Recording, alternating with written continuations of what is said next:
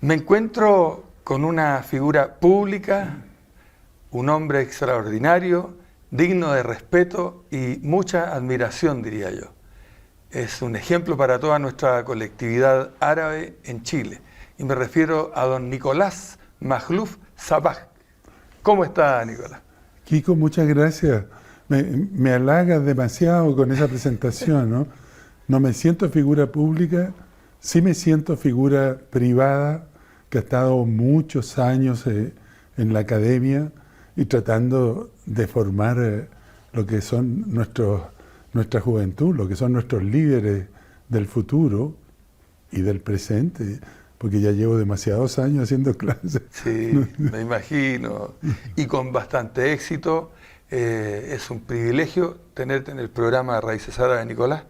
Y bueno, ¿cómo llega un hombre a tener tanto éxito, director de grandes empresas, formando directorio en empresas muy importantes, un cargo extraordinario como fue la presidencia de Codelco, estoy claro, y tantas otras empresas de mucho nombre, Falabella, Sodimac, Euroamérica, entre otras? Si se me escapan algunas me vas a ayudar tú, Nicolás, pero has escrito muchos libros interesantes en esta época de mucho interés, estrategia, todo lo que tenga que ver con liderazgo de empresas, gestión, estrategias.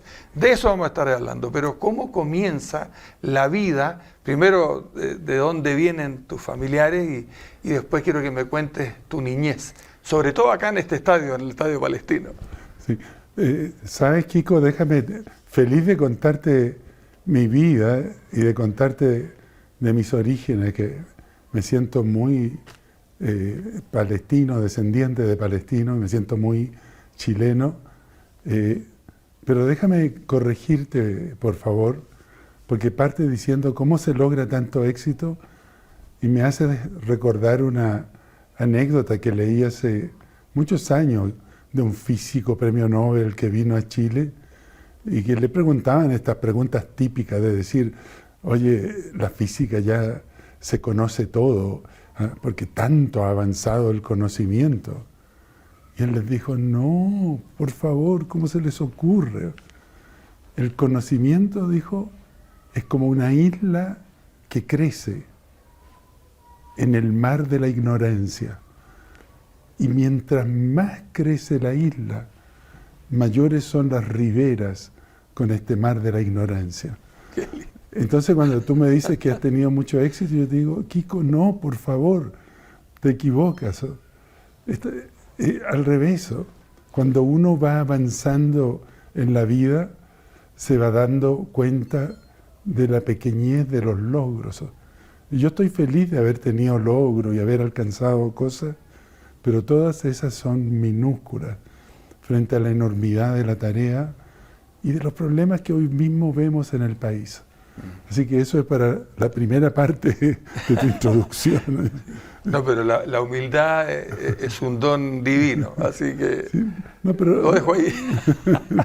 Bueno, gracias por eso, pero no es eso. En todo caso, de mi historia, son como historias muy bonitas, ¿eh?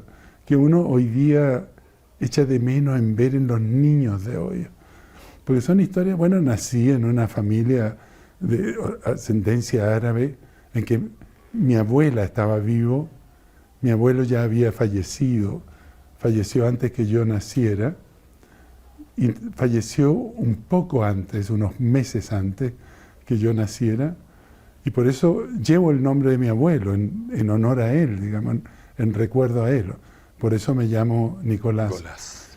Pero viví, digamos, de niño en esta familia que estaba mi abuela, como ya no era patriarca, era matriarca. Así es. Era tan singular, porque era muy bonito, era el tiempo de este barrio Loreto, Santa Filomena, Buenos Aires, que ese era nuestro barrio paisano, donde vivían muchas familias. Y en consecuencia era como el jamule que estaba viviendo ahí.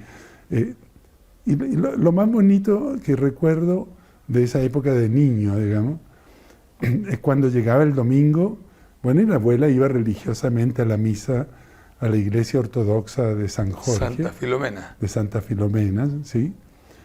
Pero luego venía a casa y venían todos los paisanos a sentarse en el salón de la casa, el salón cuadrado, y a conversar y a tomarse un café, pero sobre todo a conversar la amistad, a conversar este afecto que había entre estos paisanos que llegaron, esta capacidad de ayudarse y de formar algo que nunca debe perderse, que es una comunidad. Nosotros pertenecimos a esa comunidad y pertenecemos, pero también pertenecemos a muchas comunidades. Entonces hay dos sentidos que para mí son principios fundamentales. Uno, el sentido de familia. Otro, el sentido de comunidad, de ser parte de algo, Sí. de ese algo que es mucho más grande que uno. Esos son dos puntos que nos han legado. Pero Nicolás, eso, lo que tú hablas es lindo. En esa época, estamos hablando de los 50 y tantos, De los 60. 50. De los 50. ¿Pero eso se ha perdido o tú crees que se mantiene? Porque era muy lindo esa comunión, la comunión entre tantos paisanos. Todas las familias que al final terminaban casándose unos con otros, eran todos conocidos en el barrio, sobre todo. Bueno. Mis abuelos son del barrio también, Santa Filomena, Loreto. Ahí está. Que era el barrio donde estaba la panadería en la esquina, Así el es. almacén, la botica, porque no era la farmacia. La botica. Y al frente estaba el otro almacén, y estaba a la vuelta de la esquina el que reparaba los zapatos. O sea, era una comunidad completa. Y las fiestas de fin de año, tú salías a saludar a los vecinos y al señor del almacén, y al vecino de un lado y al vecino del otro. Bueno, eso yo creo que se ha perdido muchísimo, por lo menos en la forma en que hoy vivimos, en estos barrios. Y crecieron tanto las familias que se fueron alejando, porque hasta veraneábamos juntos. Nos íbamos a Quintero, 10 familias, y llenábamos el Hotel Quintero. ¿Y al Yachting también?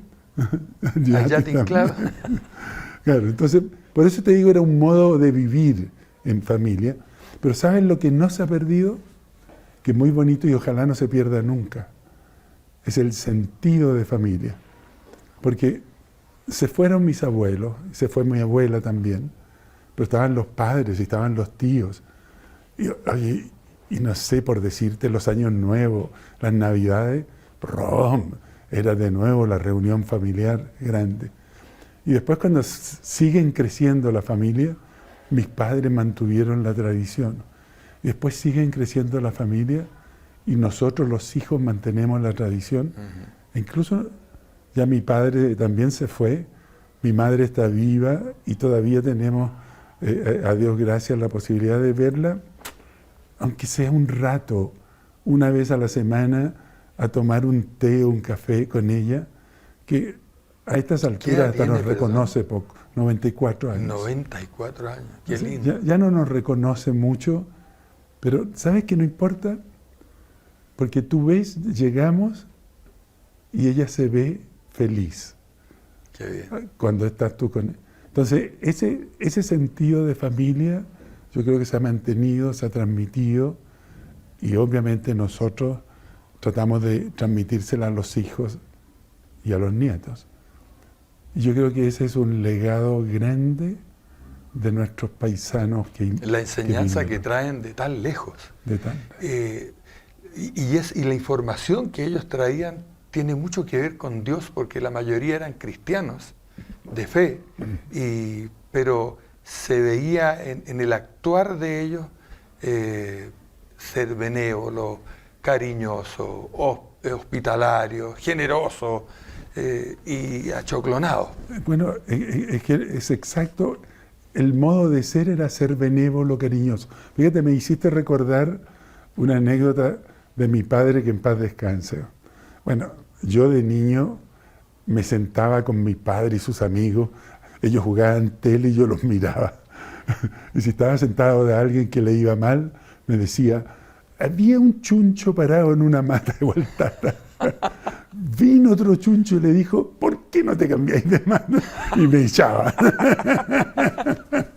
Porque yo era el culpable de que no le fue bien con la casa. Pero yo disfrutaba viéndolo jugar y, en fin, y hacer sus cosas.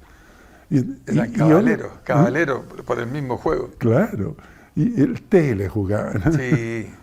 Y obviamente, de repente, en alguna de estas oportunidades no era solo tele, era con unos tragos. Sí, el arac.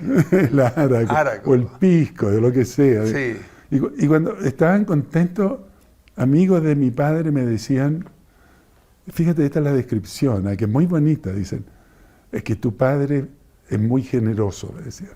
Mira qué bien. Es lo que tú dices. Es la característica de estos paisanos que vinieron, es esta benevolencia, es esta generosidad, es este modo de ser. Es muy bonito eso. Una gran enseñanza nos trajeron nuestros antepasados. Y ese es un legado que nosotros debemos transmitir a nuestros hijos, a nuestros nietos, porque lo recibimos. Y ahí darse cuenta de que somos parte de una larga cadena que viene de mucho antes que nosotros. ¿Y qué nos puedes contar de acá, de este? ¿Hace cuánto tiempo que no venías al Estadio Palestino? No, mira, vengo poco porque ya uno no... Antes el estadio era bañarse, era la piscina, digamos. Sí. De los tiempos cuando estaba el vidrio. Claro, estaba el vidrio. ¿Tienes alguna anécdota, algún recuerdo de eso? No, ¿Venías muy seguido o no? Sí, siempre, todos los fines de semana, todos los años nuevos, las navidades, todo, después, digamos, siempre venir. Porque era la comunidad era parte y no teníamos piscinas en las casas. Claro. Hoy tenemos piletas en las casas y bueno, nos quedamos ahí y te remojas un rato. No, aquí veníamos de la época en que no había ni piscina, en que empezaron a hacer canchas, y en que veníamos a jugar, y de pronto la piscina, y de pronto este edificio maravilloso que tiene, ¿cuántos años? 60 años, y sigue siendo imponente. Oye, a lo mejor ya se quedó viejo en arquitectura, pero sigue siendo imponente. Es imponente, sobre todo la casona afuera. Todo, sí. Bueno, cuéntanos un poquito porque tú formaste parte y sigues formando parte de muchos directorios importantes. Cuéntanos un poco de cómo llegar a los directorios, porque primero en la universidad, profesor de universidad, ingeniero de profesión. Bueno, son tantas las características que te identifican. Yo soy más que nada profesor de la universidad, pero no partí así, digamos. Porque déjame contarte un poquito de eso y te voy a contar cómo llegué al mundo de los directorios, porque no es en forma inmediata, digamos, sino que fue en un tiempo. Cuando yo salí de la universidad, hice mi memoria en esa época y me puse a trabajar. Pero mientras hacía la memoria empecé a hacer clases de tiempo parcial y era ayudante de varios cursos. Y llegó el año 1967, que es cuando yo estaba en esto trabajando. No sé si recuerdas, pero ese año fue la década del 60 completa, fueron muchas transformaciones. Ese año los alumnos se tomaron la Universidad Católica. ¿La Universidad Católica? El año 1967. Y entonces yo estaba de ayudante del curso de estadística. Y el profesor de estadística sintió una desazón tan profunda que dijo, es que no puedo seguir haciendo clases. Y yo en agosto de ese año, tuve que hacerme cargo del curso como profesor del curso. Y fue un momento muy difícil, porque una cosa es ser ayudante, otra cosa es ser profesor. Entonces, era estudioso y estudié mucho, pero no lo pasé bien, era muy duro. Y es muy bonito al mismo tiempo. Y te voy a contar después porque es muy bonito. Bueno, después hice clases 68, 69, ya, brum, ya andaba como avión, no tenía problema, porque ya dominaba la materia y dominaba lo que había que hacer. Pero es muy bonito porque en esa época empezamos a entrar profesores jóvenes. De hecho, el año 69 me dijeron si quería entrar a la planta de profesores, ya no solo como profesor de tiempo parcial. Yo le dije, ¿y cómo me dijeron? Me dijeron, ¿sabes? ¿Quieres irte a Estados Unidos a estudiar? Encantado, es un sueño. Y conseguí admisión a una universidad maravillosa, que no lo sabía en esa época que era maravillosa, que es la Universidad de Stanford. Y tenía un problema, estaba pololeando. y yo siempre cuento esta mala broma que le tuve que decir a mi señora que nos casemos, entonces siempre digo, nos casamos apurados, porque no había tiempo. O sea, Kiko, esto es una vergüenza lo que te voy a contar, pero mandé los partes el miércoles y nos casamos el sábado.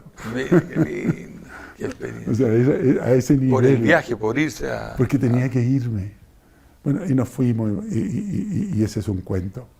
Pero ¿sabes lo que pasa? Es que ahí se inicia una historia de la Escuela de Ingeniería, de un decano que fue muy relevante, que fue don Raúl Deves, que empezó a cambiar el rostro, el proyecto académico de lo que era la escuela. Y empezó a contratar a esta gente joven, que éramos nosotros en esa época, y nos mandaba a estudiar. Y entonces la escuela, un profesor lo dijo de un modo fantástico una vez, entregábamos en nuestras clases todo lo que teníamos. Es decir, lo que enseñábamos era lo que sabíamos, no sabíamos más.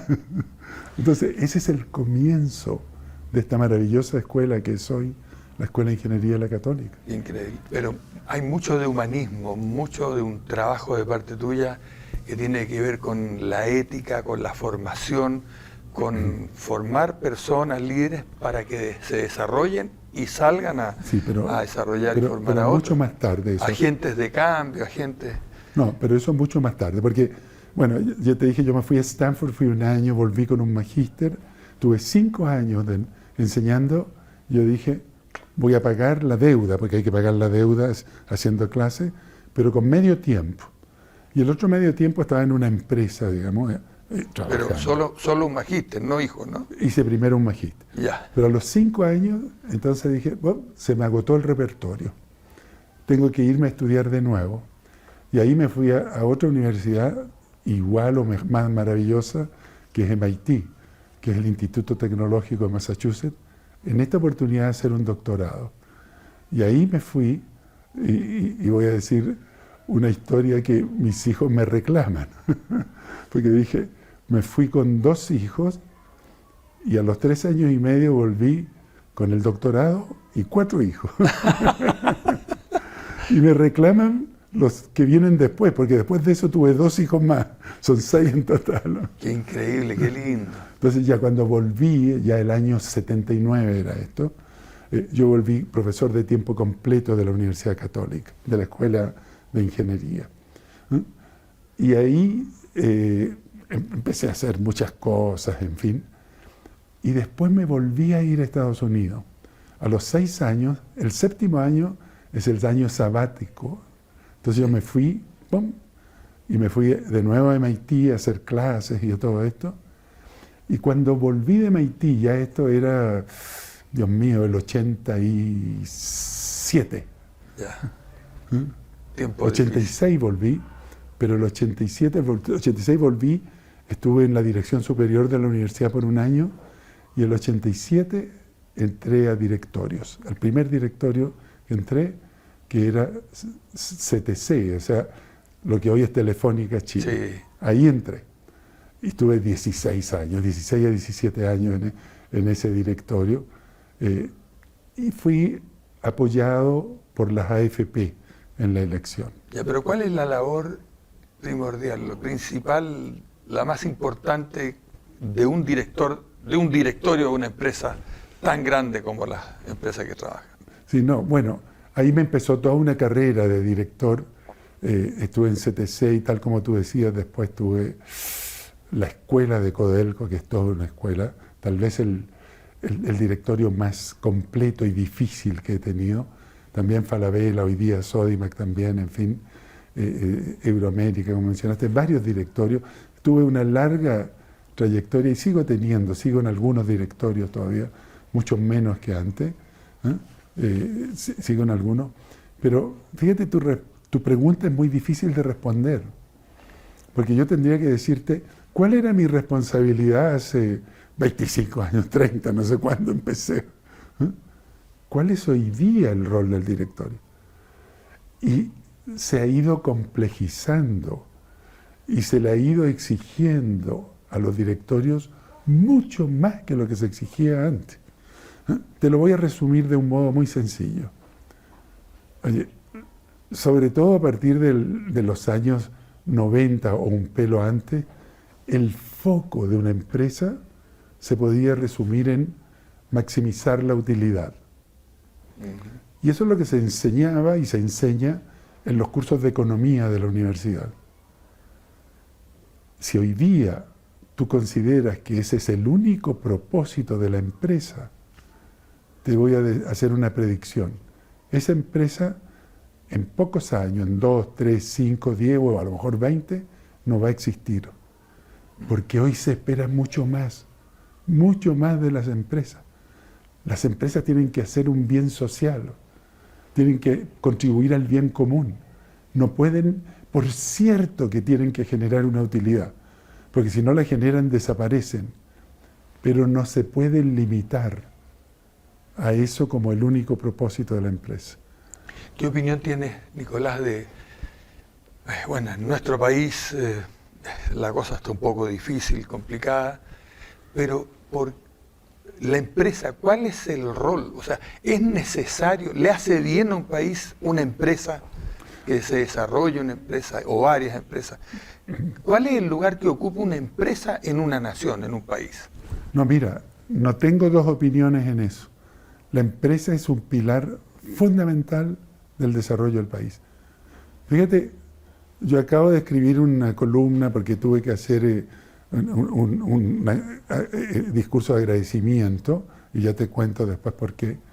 Y escribí una columna y la resumí diciendo, oye, los 3 pilares que son del desarrollo para un nuevo Chile. Pilar 1, la buena empresa. ¿Por qué? Porque no tenemos país posible ni desarrollo posible sin una buena empresa. No la empresa que se limita a lo económico, sino que la empresa que se abre al bien común, al bien social, a contribuir al bienestar de la gente. Por cierto, cuidando lo económico. Es el pilar 1. Pilar 2, la buena política. ¿Por qué?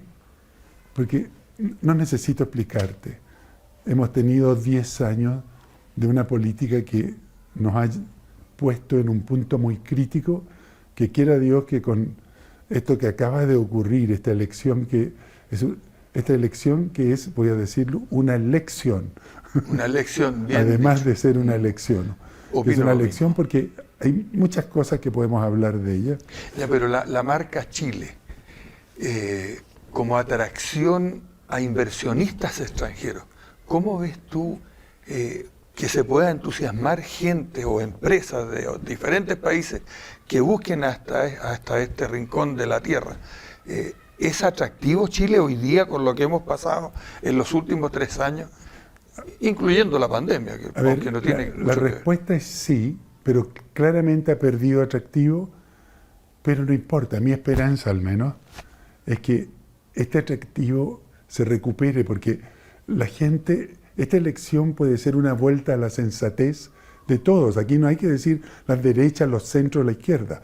Es una vuelta a la sensatez de todos, porque en los países no los construyen las derechas, ni los construye la izquierda, ni los construye el centro. Los construye un gran grupo que está dispuesto a hacer sacrificios incluso por sacar adelante, por ponerse de acuerdo y sacar adelante el país. Entonces, por eso, esa es la buena política, que es el segundo pilar. Pero ¿sabe cuál es el tercero? Los valores. Sí. Porque sin valores no hay ni buena empresa ni buena política. No hay nada sin valores. Y fíjate, te cuento, a lo mejor tú sabes, pero te cuento, yo hace muchos años, ya de exactamente 30 años atrás, fíjate, me tocó hacer un giro muy importante en mi carrera de profesor, porque me pidieron hacerme cargo de un curso que se llama Organización y Comportamiento en la Empresa. Piensa que yo hacía estrategia, que hacía finanzas, que hacía números, que hacía cálculo, que hacía geometría, que hacía otros cursos, que hacía estadística. Y de pronto me dicen organización y comportamiento. Es decir, me meten de lleno en ciencias sociales.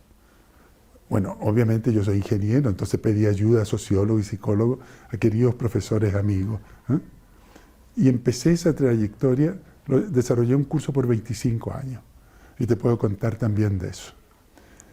Y hace 15 años más o menos, como parte de esto, porque es ciencias sociales y es ética, hace 15 años más o menos, no me acuerdo exacto cuándo, empecé con Monseñor Chomoli a hacer un curso de ética en la empresa y responsabilidad social. Él es especialista en ética. Él es doctor en ética y era profesor de ética en la Facultad de Medicina de la universidad, pero es exalumno de la Escuela de Ingeniería. Él se recibió de ingeniero. Claro, Nicolás, te puedo interrumpir. Por favor. Es que tengo un saludo muy importante para ti que lo vamos a ver en estos momentos. Ay, Dios mío, qué sorpresa. Me permito enviar un gran saludo al profesor Nicolás Makhlouf. Nicolás es un ingeniero civil de la Universidad Católica de Chile, quien tiene una larga trayectoria como académico y también como director de empresas. Y él se ha dado cuenta con mucha claridad que a la dimensión técnica de la vida es fundamental integrar la dimensión ética. Y por eso que desde hace muchos años que a la ingeniería industrial la ha ido dotando de un gran carisma ético.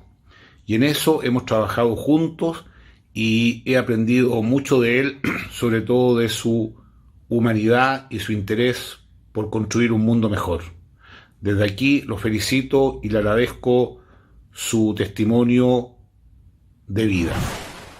¿Qué te pareció la sorpresa, Nicolás? Me voy a poner los lentes. Oye, pero una tremenda sorpresa, muy grata, y lo único que me cabe hacer es agradecer a Monseñor por su cariñoso saludo, por un lado, pero también porque él dice que él ha aprendido de mí, y la verdad de las cosas es que yo de él he aprendido muchísimo. Porque cuando partimos con este curso, nos invitó un querido profesor a decir, hagan este curso de ética en la empresa, y yo levanté la mano y dije, perdón, pero de ética no sé nada. Si Monseñor pone la parte de ética, yo puedo poner la parte de empresa. Y bueno, los primeros años fue muchísimo esfuerzo para tratar de conjugar estos lenguajes. Y después de varios años, lo que he aprendido de Monseñor es tantísimo. Te podría contar algunas cosas, si quieres, de las que he aprendido. Sí. Bueno, ciertamente aprendí en los temas de ética el tremendo concepto de dilema ético, que no quiero hablar de él ahora. Pero en esta columna que yo escribí por este discurso de agradecimiento, yo dije los 3 pilares: la buena empresa, la buena política y los valores. Cuando yo hablé de los valores, me inspiré de varias fuentes. Una de las fuentes es Monseñor, de lo que él ha dicho en nuestras clases. Y yo dije, bueno, lo primero es estas joyas de la enseñanza cristiana, así las llamé. No las olvidemos, uno puede ser no creyente, pero están en nuestra cultura y uno no las debe olvidar. Y las joyas de la enseñanza cristiana son, en primer lugar, admirarse frente al misterio de lo que es nuestra vida, de lo que nosotros somos, de lo que es este universo. Oye, algunos querrán ser ateos, otros querremos ser creyentes, pero todos tenemos que tener admiración. Hay un misterio que no podemos develar. Lo segundo es algo que yo en mis tiempos de estudio de MIT lo aprendí de una lectura de un teólogo, porque nos juntábamos, queridos amigos, esa es otra historia tan linda, que nos hemos juntado hasta el día de hoy, hasta el día de hoy. Pero una de esas lecturas del teólogo decía, bueno, la esencia de la enseñanza cristiana son los evangelios. Así es. Y luego decía, la esencia de la esencia son las bienaventuranzas. Entonces el segundo punto que yo hacía es comentar en 3 frases, en 3 líneas, las bienaventuranzas y la sorpresa de decir, dichosos los pobres, los que sufren, que es una paradoja. ¿Cómo pueden ser dichosos los pobres, los que sufren? Una paradoja. Y luego decía, felices los justos, los buenos de corazón, y eso es un código de vida. Y ese es el segundo punto. Y el tercero se lo escuché a Monseñor. El tercer decía, oye, son estas exigencias que de pronto te pone el Evangelio que no son exigencias, son una invitación. Y se resumen muy bien en un par de parábolas, digamos. No sé, la del hijo pródigo, la del buen samaritano. ¿Qué te dice la parábola del buen samaritano? Te dice entregar sin esperar nada a cambio. Así es. ¿Qué te dice la del hijo pródigo? Perdonar sin condiciones. ¿Qué me decía Monseñor cuando hablábamos de estos temas? Me decía, esto es maravilloso, dice, pero no es exigible.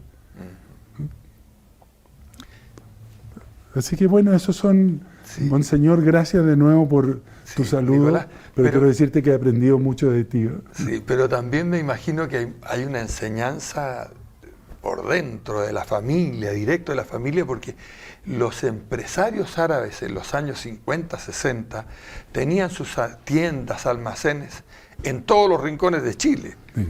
Porque en todos los pueblos de Chile hay una plaza, una iglesia y un paisano.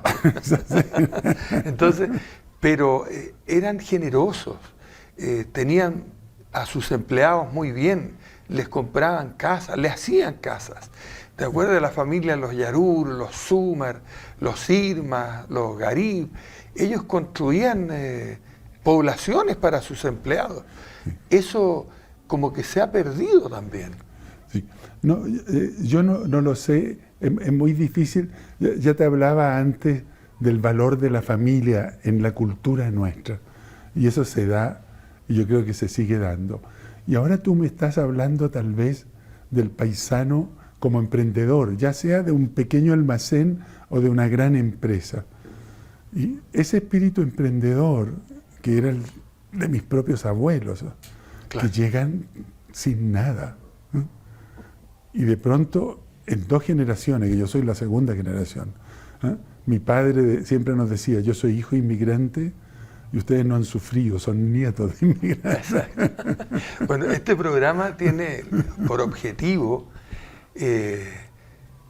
enseñar, mostrar, nosotros los chilenos que tenemos raíces árabes, y mostrar el espíritu que tienen los chilenos con raíces árabes. Y tiene mucho que ver con lo que estamos hablando ahora, la enseñanza de nuestras familias. Pero esto fíjate que lo que te quería decir es que solo en 2 generaciones, porque yo soy nieto de inmigrantes. Oye, tuve el privilegio de poder estudiar primero, claro, luego de poder ir a la universidad a estudiar en la Católica en Chile, luego de poder ir a 2 universidades de élite en el mundo. Oye, soy segunda generación y mis abuelos llegaron con nada. ¿De qué te habla de eso? Sí. De un espíritu de emprendedor, de un espíritu de responsabilidad, de un espíritu de familia, de un espíritu de entregarlo todo por su familia, por sus hijos, por sus nietos. El sin trabajo, importar. las ganas, el empuje volitivo, Y, el espíritu de salir adelante. y como decíamos, y entregar, como en las parábolas, sin esperar nada a cambio. Así es. Esa es la mejor formación. ¿Cómo no? ¿Cómo no vas a agradecer una formación de ese tipo? ¿Qué se le puede enseñar a nuestra juventud de hoy, entre 18 años y 30 años, acerca de la violencia? Hemos adoptado la violencia, ya está siendo como costumbre vivir en estos tiempos la violencia, la delincuencia, la drogadicción. ¿Qué opinión tienes tú, Nicolás, No, mira, con tantos alumnos que has tenido en tu vida? sí, mira, no sé si soy el más apropiado para hablar de esto, pero con gusto te voy a dar mi visión. Y te digo, no sé si soy el más apropiado, porque yo ya tengo mis años, entonces uno se empieza a alejar de lo que son los jóvenes de hoy. Entonces, tratar de entenderlo y descifrarlo. Mis alumnos, alguien decía con mucha gracia, oye, ser profesor de universidad es muy difícil. Nosotros nos vamos poniendo viejos, pero los alumnos siempre tienen la misma edad. Ah, sí. Entonces tú te vas alejando del alumno, y lo que yo te puedo decir, hice clases por 50 años, que cada vez era más difícil comunicarse con el alumno, llegar al alumno, porque empieza a tener un interés que es muy distinto al mío. Entonces por eso, con alguna reticencia, voy a tratar de hilvanar una respuesta, con mucho respeto, porque de pronto no estoy interpretando bien todo lo que pasa. Pero fíjate, para mí hay un primer mensaje que lo alcancé a introducir delante, pero ahora te lo digo completo. Nosotros somos un eslabón de una larga cadena que viene de mucho antes. No es de nuestros padres y abuelos, mucho antes. Quién sabe cuántos años, decenas, cientos o miles de años. Y después de nosotros viene otra larga cadena. Entonces, tomar conciencia de nuestra posición en el mundo. Somos este eslabón. En consecuencia, lo primero es ser extremadamente respetuoso de la herencia que hemos recibido en términos de esta herencia cultural, de esta herencia valórica, y ser respetuoso y no pensar de que, como he escuchado de repente a jóvenes que ponen en la televisión, ¿qué es lo que hay que cambiar?, le preguntan. Respuesta, todo. Entonces, ese tipo de respuesta se le olvidó el agradecimiento. ¿Es que acaso no hay nada bueno que se ha hecho en el pasado? ¿Es que acaso no tenemos cosas que rescatar de la tradición? Ya, ese es un punto. Pero el segundo, que a lo mejor hay que decírselo a las personas de más edad, entre los que yo me incluyo, es decir, pero al mismo tiempo no tener miedo de los cambios y de las transformaciones. Entonces es este respeto por el legado y esta capacidad de sintonizar con lo que son los signos de los tiempos. Esta renovación con respeto. Y ser agradecidos de lo que se ha hecho. Agradecimiento. Entonces este es un mensaje. El otro mensaje es un mensaje que a lo mejor te lo puedo anclar en los valores. Y yo te diría, no todo está permitido. La libertad es distinto a que cualquier cosa es posible. Y te voy a dar un ejemplo que tú me vas a entender y que yo espero que mucha gente me entienda. Voy a hablar del fútbol. Muy bien, bienvenido. Suponte el fútbol sin reglas, sin límite de la cancha, que la pelota puede ir a cualquier lado. ¿Sí? ¿Qué es eso? Eso no tiene nada que ver con fútbol. Entonces, hay libertad total de los jugadores para improvisar y crear y ser geniales, pero dentro de ciertas reglas. Y eso es lo que le da valor al juego. Bueno, la vida es lo mismo. Tenemos libertad absoluta de crear y todo, pero hay ciertos valores mínimos y reglas mínimas que uno no puede sobrepasar. Algo del fútbol se me vino. Se habla de desigualdad. Todos entendemos que debe haber algo de desigualdad, pero en el fútbol hay niños que ganan, siendo profesionales, 1 millón de pesos de sueldo, y hay otros que ganan muchísimo más, y nuestros queridos jugadores que tienen éxito o están haciendo carrera en Europa, en México, Bueno, están en otro con sueldos que ni un batallón de maestros de universidad se lo podrían ganar, ¿no? Eso es una especie, yo lo veo como una desigualdad, pero existe la desigualdad también en el mundo, en el país, que tanto hablamos de desigualdad, pero eso existe hace miles de años. No, pero fíjate, yo te respondí centrándome en la persona, en un individuo, ¿eh? Y te dije, oye, reconoce tu posición en el mundo. Tú no eres el centro del mundo. Cuando uno es guagua, estira los brazos y ve a sus padres arriba de la cuna y piensa que el universo gira en torno a la persona, a la guagua. Sí. Cuando uno es adulto y si sigue pensando así, no se dio cuenta del agradecimiento. Lo que tú me estás planteando es otro tema muy profundo, el de la desigualdad. Y ese es un tema al que no podemos ignorar. Y cuando yo te hablaba de la buena empresa tiene que hacerse cargo, además de generar su utilidad, por ejemplo, de 2 temas tremendos. Tema número 1, el cuidado del medio ambiente. Yo no puedo estar produciendo lo que sean mis productos, servicios que entregue, produciendo un daño que no asumiendo el costo del daño que puedo entregar al medio ambiente. Tema del medio ambiente. La empresa tiene que preocupar. Segundo tema, la desigualdad social. Porque esa desigualdad a lo mejor se crea por este modelo de sociedad y de empresa que hemos tenido, pero tenemos que asumir nosotros dentro de la empresa la responsabilidad de ir reparando eso. Y no es que no haya desigualdad, siempre va a haber. Y te voy a explicar por qué, por una razón, digamos. ¿Eh? Pero no es que no haya, que no es que todos vamos a ser idénticos, digamos.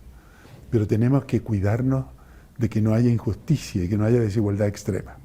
Así es. Y déjame explicarte esto de la desigualdad para que tú me entiendas. Fíjate con otro ejemplo, que es tan sencillo. Yo soy profesor de universidad, sigo siendo, a pesar de que hago mucho menos clases. Y una vez le invité a un profesor, le dije, profesor, querido amigo, ¿por qué no vienes a este proyecto que yo tengo? Y te vas a poder ganar unas pocas lucas extra. Un pitutín sí. Con el proyecto. Y fíjate, me dijo que no. Me dijo, no, yo estoy feliz con lo que hago. Yo estoy feliz siendo profesor, haciendo investigación, haciendo mis clases. No necesito ese dinero extra. Fíjate, estoy tan feliz con lo que hago que incluso digo, hasta me pagan por hacerlo. Entonces tú te das cuenta que de pronto hay personas que quieren vivir una vida en que tener esta posición económica súper elevada no es un objetivo. Claro. Bueno, que no necesariamente es la felicidad. Y claro, entonces tú tienes que permitir de pronto que haya desigualdad por razones incluso personales como esta. Lo que no tienes que permitir es que haya personas que vivan al límite. Eso no está bien.